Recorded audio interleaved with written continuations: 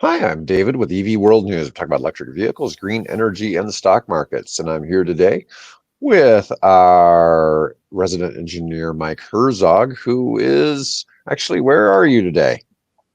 So, David, I'm live on location on Grand Cayman Island. Nice. Happy to be able to make some time. We're a little later than normal, but I'm attending a conference down here, so I thought maybe there was some little bit of local flavor we could add to our discussions as we're going through. What is the grid Yeah, like it's. down Let me there? see if I can do this. Hopefully, it's not blinding, but I can No, it's prove not it. at There's all. some. We don't grow those in Nebraska. No, we don't. It's funny. Just Um, before the show, I was walking my dogs. I came across a coyote, which I have oh yeah. coyotes that I randomly see them. I just rarely ever see them during middle of the day. They usually come out when the sun's going down. Mm-hmm. And Mm-hmm. anyways, I was thinking that maybe it had a little burr in one of its feet because Oh we have a lot of yeah. those around here. Otherwise, When my it's, you're dogs just get when seeing they them. walk funny, and it was kind of walking Yeah, like that. But it's yeah. not. It's not like hugely afraid of humans. It knew I could see it, but it would just kind of sit there and I don't know. It looked like it was looking for handouts or something. Who knows? Anyways, it's just that's what's going on back in Nebraska.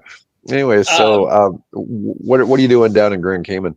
so I was down here actually presenting at a conference. There's a consortium, Carolec, of 33 different island nation utilities, and a lot of associate members and everything like that. And I was presenting on something not quite electric vehicle related, but EVs are a topic down here. I will say where I'm at in Grand Cayman, um, very modern, very nice. I've done a little research. They're like the 11th highest per,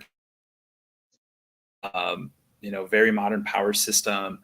You can drink the water. A lot of good things going on this island. But it's the idea of EVs are a major concern down here, and it's some of it's trying to spread some of the message that we've talked about before in a lot of these spaces where a lot of presenters, oh, what are we going to do about EVs? How does this work? It's like, your islands aren't that big. You really don't put on a lot of miles, and EVs aren't going to take a lot of energy from you. So it's been kind of interesting. So, for instance, where I'm at on Grand Cayman, everything's centered on the west side of the island, and as a part of that, I don't know, it's maybe 4 or 5 miles between the cruise ship port and the airport and the business district and all the hotels, and everything like that. And I don't think I've seen one electric vehicle, the That's entire time that I've surprising. been down here. But it seems like,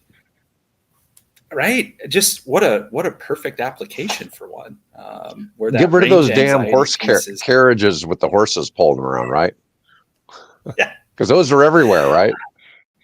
they are. No, that's probably one of the different ones. This is all vehicles. I mean, they've got a decent population down here, 60,000, 65,000, or something. But they what a perfect application. There's no range anxiety. You have time. If you coupled it with a little solar charging, you could charge for almost free. I didn't look up the price of gasoline, but I know on others at Caribbean islands, it's $12 to $15 a gallon. Wow. So it's the economic, right? The economics are just there. They don't have a trade embargo with China, so you can get cheap vehicles down here. Hmm. So I'll be curious to see what that looks like, and if they start moving that space. But it's just a lot of the things we've talked about over the past year. Seems like a great place to integrate that. I haven't been there for a while. I mean, I've been to the Caymans in the past, but I have done the horse and buggy ride there. So I know that they Oh, have it. But, you know, a lot of what I've yeah, looked at for one of the it, companies I've done it's work for in the last couple of years is island transportation makes a lot of sense because you don't have a lot of range. You typically have low speed limits, but we were looking at low speed electric vehicles yep, for island transportation, yep. and with a $25,000 electric pickup truck, and that was any of those islands kind of fit that fit that topic. What was interesting is one of my topics for today is actually BYD, and Yeah. Some Japanese engineering firm has been tearing apart BYDs, trying to figure out how they make them so damn cheap. Really? And yeah, this is coming, from the Japanese, who are, we Yeah. used to think of as the low cost leader in making automobiles. Now in the US, the cheapest vehicle right now is a Nissan. It's a Nissan Versa, I believe, which is just about the only new car you can buy that's under 20 grand, as a gas powered car. But their concern is, how can BYD be producing so cheaply? And part of it is because of the fact that BYD's pretty much making all the parts. So unlike most of your OEM auto manufacturers, they have all kinds of supporting companies that are making various parts and shipping them to the main manufacturing plant for it to be assembled. Most of your pure EV companies, Tesla included, are making everything there. They're Yeah. not relying on They have the third-party supply chain. vendors. Yeah, so they're controlling the supply chain, and that makes a huge difference in the cost of all that production. Not just having the product moved in, but all the idea of that there's no profit there for somebody else, Did I lose picking you up again? a chunk of that. Oh, I record this from my phone, and sometimes I get calls coming in while I'm trying to do the show. Oh, I was going to say, I'm running this from a cheap laptop, and I will say, like, power's been great. Internet connectivity hasn't been bad down here, but every once in a while I cut out on my end too, so it could be that. Yeah, well, But no, I see the BYD is looking at a passenger van, mhm. a panel van for applications or passenger, and the number of people coming by, tourists in a little van like that from the cruise ship port out to the beaches here, like, God, what an application. And it has to save you money on your overhead costs, I would think. But a Well, one of the things. $25,000, $30,000 BYD passenger van. Well, think about this. You're, and I realize if gas is $12 a gallon there, but in the United States, people on average drive about 10,000 miles a year. I bet there people probably drive 2 or 3 thousand miles a year, because it's not like there's some place across town you can go to that's 20 miles away. The island ends after a couple miles. You know what I mean? So you never, they can't be driving too far, but ideally in that situation, the EV's perfect. I mean, you don't even need really like one with any range. I mean, you could drive No. something like an old Nissan Leaf with a 60-mile range and some of those like that, because you really don't need any more range than that. Even the range on plug-in hybrids with their 30-mile batteries is enough for a situation like that. Oh, I it would noticed be more. plenty. And you brought it up too. I think I'm on a lag again. Gosh darn it. You're good. Oh, okay. Yeah, I No, was no, going you're to say, fine. you brought it up, the low speed. There's no highway. You don't need to go 75. Yeah. So and I know in the United States, low speed vehicles. I Well, think, actually, I was going to say in Nebraska, it has to be under. They can be driven on 35 mile per hour or slower roads. But when you get to an island like that, you probably don't have any place you can go faster than about 35. You might even be hard pressed to even find that. I bet most of the islands 25. Or I guess it's going to be in kilometers over there. So what's that, about 40? You're probably not going to see something more than 40 kilometers over there. So, I'm curious at your discussion, since it's down a lot of islands and stuff, a lot of discussion about protecting the grid from hurricanes. Mhm. Is there any discussion on that topic? Yeah.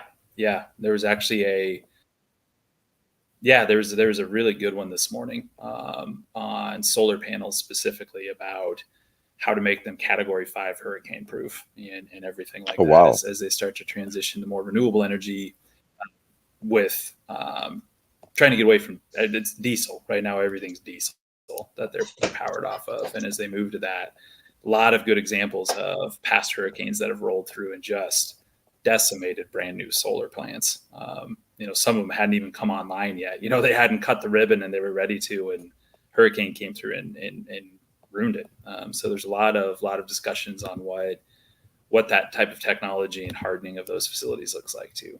So it's interesting. I mean, they're in an interesting position because they're on the front line of climate change, but they're not a major contributor to it. They're seeing those hurricanes pop up more and more. Yeah, I just always kind of wonder, different things that some of these islands can do, because like right now, Cuba's been under this blackout, but it's not been because of a hurricane. They just somehow just ran out of power and did something to the grid. And this has been going on now for a week or so. And, I'd imagine they probably have representatives probably there, and they're probably quite happy to be there and to not be in Cuba right now. Anyways, I haven't seen that. I'm gonna look that up. Yeah. So I had a couple of topics for today. One of them is kind of amusing. Rivian is offering a Halloween themed software update for the Rivian vehicles, and what it's doing is one of them is playing. It turns it turns you into either Kit from Knight Rider, the old TV show that had the Trans Am that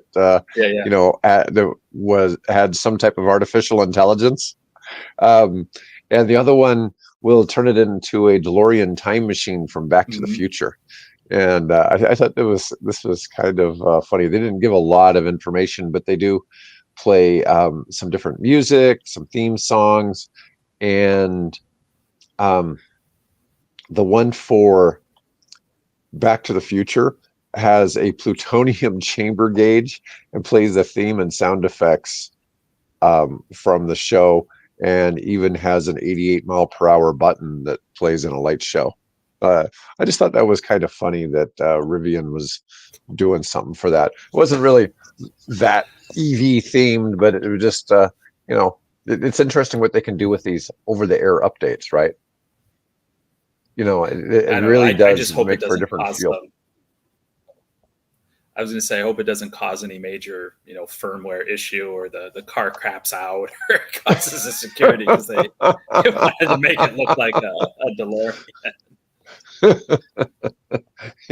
which would be classic.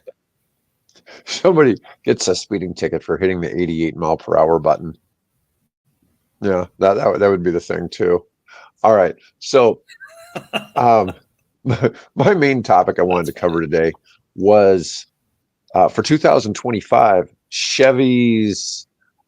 Let me see what Chevy's got, a $35,000 EV with 300 miles of range. So the new Chevy 2025 Equinox EV is currently the most budget-friendly electric vehicle in the United States with 300 miles of range. And at $35,000, when you pair it with $7,500, you're talking $27,500. Although we all know that when you go to a dealer, it's never $35,000. So that is the only thing that's a little screwy about that, because they try to compare it to the price of the Tesla Model 3, which is about $42,000 before the $7,500 tax credit. The difference is with Tesla, you don't get hit with all these extra, undercoating and destination charges and other things that they do on the Chevrolet. And so it's a little bit, it's not really true apples to apples comparison, but still, that's a very fitting price range for a, Chevrolet SUV in the EV space. And the Equinox has been it's been around for a long time. I mean, it's been a successful vehicle for them. So I think that's a good size category to get into for a vehicle like that. Oh yeah, well, they've got a good history of selling it. I keep thinking, I know Ford has the Mach-E and all that, but I'm always confused of why Ford hasn't released an electric Explorer in the United States. They do have them overseas. They do have them in the UK market, but we've not had an electric Explorer in the US, and you'd think that would be, a pretty big deal. But who's to know? I often cite my, and this is a nice looking Chevy, right? So it's not, maybe they're getting away from we've got to make EVs ugly so people will know what they are, kind of thing that I felt was the theme for years with electric vehicles and other kinds of things. I want to talk something while I got you on here. So there's a French startup company that can turn your gas-powered car into an electric hybrid in one day. And this is something quite unique. It's a cost of about 8,500 euros. Oh, this is a French company, and France is subsidizing this. So if you have your car converted, there's a 4,500 euro tax credit. So if you do this, it only costs you 4,000 tax credit euros to get it done. And it's designed to let the car run up to about 50 kilometers per hour. So about 35-ish maybe in full electric mode, then switches to a hybrid powertrain if it goes over that speed. So then it runs both. It has a 48-volt electric engine along with a planetary gear set, which replaces the car's manual gearbox. Then a rechargeable battery is added to the floor in the trunk of the car. We don't use that term boot very often here in the United States, but the small electric motor is installed next to the internal combustion engine. The boot, yes. Let's see. Retrofitting constitutes a complimentary offer to new electric vehicles, the purchase price of which still remains high for a large part of the population, the French government wrote on its website. But it should be available, this conversion, by mid-2025. I thought that would be a pretty interesting thing to see. We've had people talked about, just converting gas to plain EV and stuff like that. But I think this makes a lot of sense, especially since that's not a huge cost compared to a lot of the other options we've seen. We're usually looking at something $25,000-$30,000 for a full EV transition. Let's see. And of course, this is to help. And it's a project too. It's not a day.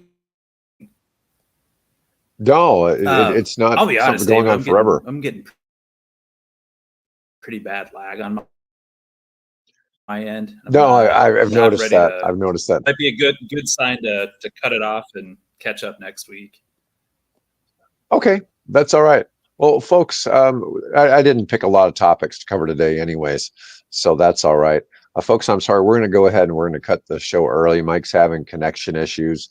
Short show today. We actually have quite a few people watching, and we appreciate y'all tuning in. Mike probably back in Nebraska next week, I suspect, and probably won't have the same connection issues. We got pretty good internet here in Nebraska. We'll be back in live. That was actually going to be one of my topics. I'll try to save that for next week. The fact that we have like Google and Meta here. So anyways, all right. Well, folks, thanks for watching, and we'll catch y'all soon.